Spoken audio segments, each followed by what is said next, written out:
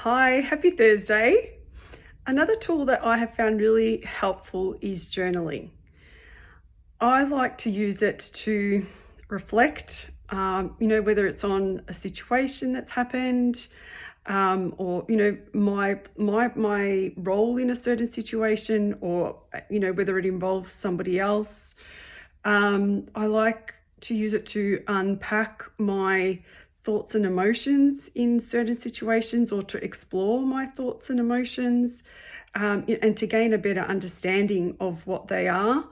I like to use it to gain some clarity on a situation, and to check in with myself as well.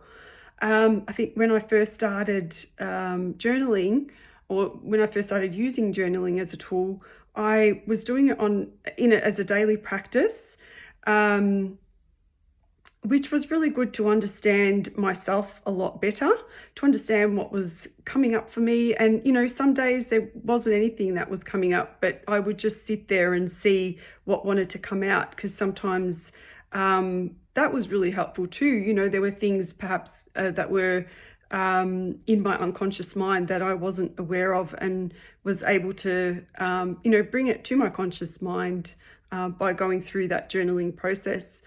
Most of the time I just write whatever comes out. Other times I journal when I'm prompted. There's certain questions that I answer depending on what the situation is. But now what I find that I tend to do is just journal when I need to. So if there's something, that is rising, or that's coming up, that's bothering me, or that's been on my mind, it's a good way to actually get it out of my mind and onto paper.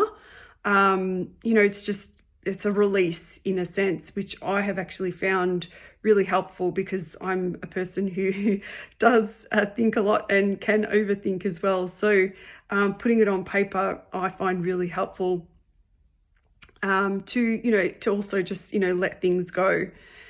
So yeah, I would certainly recommend to give it a try.